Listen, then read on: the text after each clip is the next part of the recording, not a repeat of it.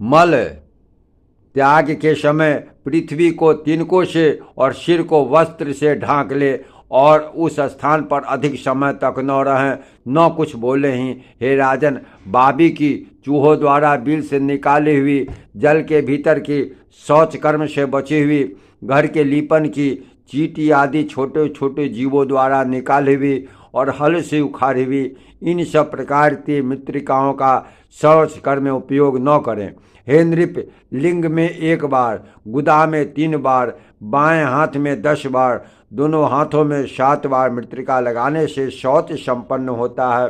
तदंतर गंध और फेन रहित स्वच्छ जल से आचमन करें, फिर सावधानतापूर्वक जल से आचमन करें तथा फिर सावधानतापूर्वक बहुत सी मृत्तिका लें।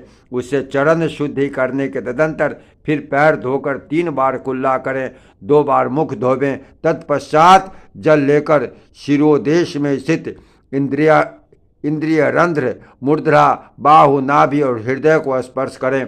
फिर भली प्रकार स्नान करने के अनंतर केश संवारे और दर्पण, अंजन और दुर्वा आदि मांगलिक द्रव्यों का यथाविधि व्यवहार करें।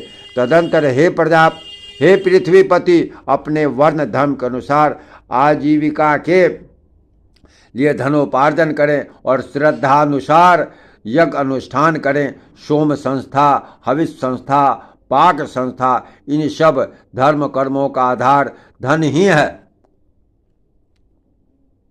अतः मनुष्यों को धनोपार्जन का यत्न करना चाहिए। नित्य कर्मों में के संपादन के लिए नदी, नग, तराग, देवालयों की बावड़ी, पर्वतीयों, झरनों में स्नान करना चाहिए अथवा कुएं से जल खींचकर उसके पास की भूमि पर स्नान करे। यदि वहाँ भूमि पर स्नान करना संभव न हो तो कुएं से खींचकर लाए हुए जल से घर ही में स्नान कर लें। स्नान करने के अनंतर शुद्ध वस्त्र धारण कर देवता, ऋषिगण, पितृगण का उन्हीं के तीर्थों से तर्पण करें। देवता और ऋषियों के तर्पण के लिए 3-3 बार और प्रजापति के लिए 1 बार जल छोड़े।